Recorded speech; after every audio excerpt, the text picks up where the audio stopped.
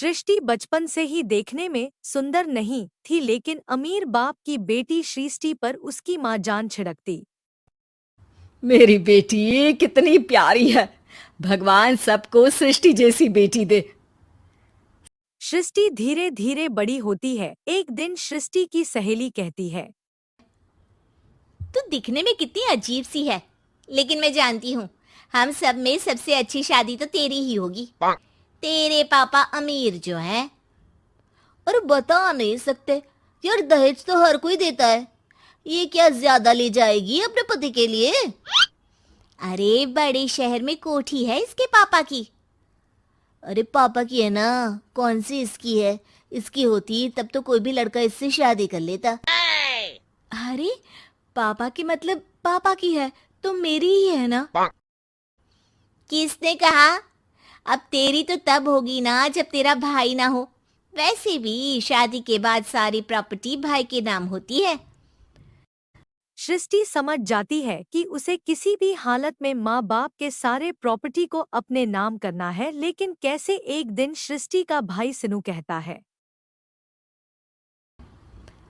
बहन क्या कर रही है? तुझसे एक बात करनी है। अरे हाँ हाँ करना, मैं तो तेरी बहन हूँ।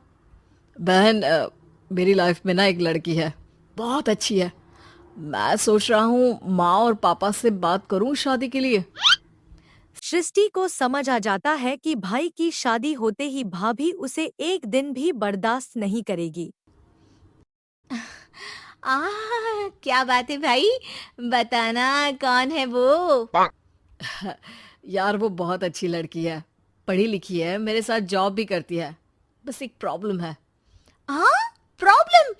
क्या प्रॉब्लम है भाई? यार वो शादीशुदा है, लेकिन उसके पति ने उसे सिर्फ इसलिए छोड़ दिया क्योंकि उसके माँ बाप दहेज नहीं दे पाए। सृष्टि ये सुनकर न जाने क्यों खुश हो जाती है।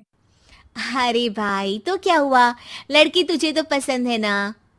सिनू को लगता है कि बहन उसको समझ रही है। वो इस बात से अनजान होता है कि उसकी बहन की मनसा पूरा घर हड़पने की है। सृष्टि अपनी माँ से कहती है, मम्मी मुझे तो बहुत चिंता है। पता है शीनू क्या कर रहा है? अरे क्या कर रहा है? वो तो काम पर जाता है और वापस घर आता है। नहीं ना माँ, वो यही तो नहीं कर रहा, बाकी सब कर रहा है। आपको पता है उससे प्यार है, और वो भी एक शादीशुदा लड़की से। ये क्या हो गया? मैं सोसाइटी में क्या मुंह दिखाऊंगी? अरे तेरे पापा तो यही कहेंगे कि मैंने ही उसे बिगाड़ दिया है। माँ देखो, मेरी बात मानो, पापा पर भी विश्वास करने की जरूरत नहीं है। अब आप ही बताओ, पापा इतनी देर घर के बाहर रहते हैं क्यों? बोलो। अरे बेटा वो तो नौकरी करते हैं ना। तू बहुत भोली है माँ। पापा का ऑफिस तो 7 बजे खत्म हो जाता है, लेकिन देखो कितनी देर से आते हैं। अरे नहीं नहीं बेटा, ऐसी कोई बात नहीं है। सृष्टि माँ को एक औरत से बात करते हुए पिता की फोटो दिखाती है। देखो माँ, कैसे हैं पापा? मैं ना कहती थी कि पापा सही नहीं है। मैं तेरे पापा से बात करूंगी, दे फोटो मुझे। ओ ओ माँ, वो तो डिलीट हो गई। लेकिन चल, तूने तो देख लिया ना। पापा से बाद में बात कर लेना, और हाँ, मेरा नाम बिल्कुल मत लेना। हाँ माँ। अब क्या था, सृष्टि के माँ और पापा के बीच झगड़ा होना शुरू हो जाता है। सृष्टि के मन में क्या चल रहा था कोई नहीं जानता था।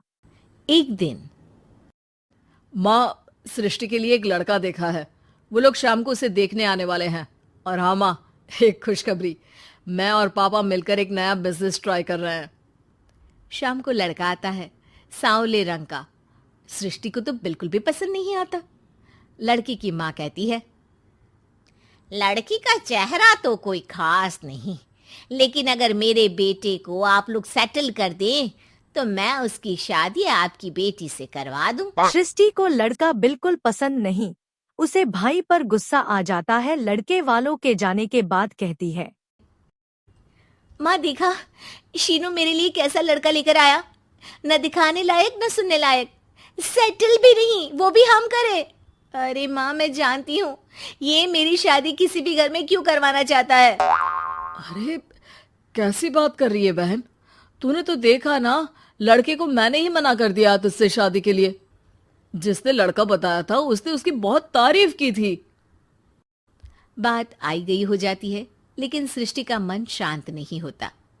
क्या करूं, कुछ समझ में नहीं आ रहा। मेरी शादी हो गई तो ये लोग पूरी प्रॉपर्टी शीनू के नाम कर देंगे। मेरे हाथ तो कुछ लगेगा ही नहीं। तभी सृष्टि को आइडिया आता है। वो किसी वकील को फोन करती है। जी देखिए, अगर आपके मम्मी पापा का तलाक हो जाता है तो आपके पिता की आधी प्रॉपर्टी आपकी माँ के नाम हो जाएगी।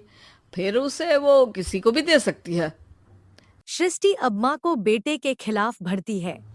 माँ, शीनू पर नजर रखा करो। वो जिस लड़की के प्यार में है ना, वो शादीशुदा है। यहाँ आएगी, सारा पैसा, रुपया, जमीन, जायदाद सब हड़प लेगी। पापा का भी हाल तुमसे छुपा नहीं है। ऐसा ना हो कि मैं और आप एक दिन सड़क पर भीख मांगे। हे भगवान, मैं तो जीते जी मर जाऊंगी अगर ऐसा हो गया तो। ऐसा हो गया नहीं माँ, ऐसा ही होगा। अभी समय है, आगे का सोच लो। मैं तो कहती हूँ पापा से आधी प्रॉपर्टी लेकर अलग हो जाओ। पापा की आधी प्रॉपर्टी भी हम लोगों को अगर मिल जाती है ना, तो अगले 7 जन्म सफल समझो।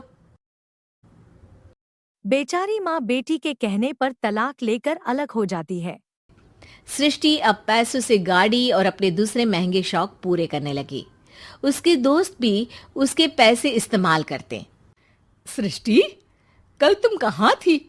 मैं सारा दिन घर पर अकेली थी। तो मैं क्या करूं? मैंने ठेका तो नहीं लिया है ना तुम्हें संभालने का। माँ को सृष्टि से ये उम्मीद नहीं थी। वो बैठकर रोने लगती है। वहीं उसका पति यानी कि सृष्टि के पिता आ जाते हैं। मैं जानता था कि तुम्हारा यही हाल होगा, तो आपने मुझे रोका क्यों नहीं? मैं रोकता तो तुम रुकती क्या? सृष्टि के कहने पर तुमने मुझ पर अपने बेटे पर शक किया, लेकिन तुम ये भूल गई कि कैसे हम दोनों ने मिलकर जीवन में इतना सब खड़ा किया। माँ पति के गले लग जाती है। मुझे माफ कर दीजिए, मैंने आपकी कमाई का एक बड़ा हिस्सा गवा दिया। कोई बात नहीं, तुम साथ हो तो मैं ऐसी 7 प्रॉपर्टी खड़ी कर दूंगा। तभी वहाँ सृष्टि आ जाती है रोते हुए। माँ, मयंक ने मुझे छोड़ दिया।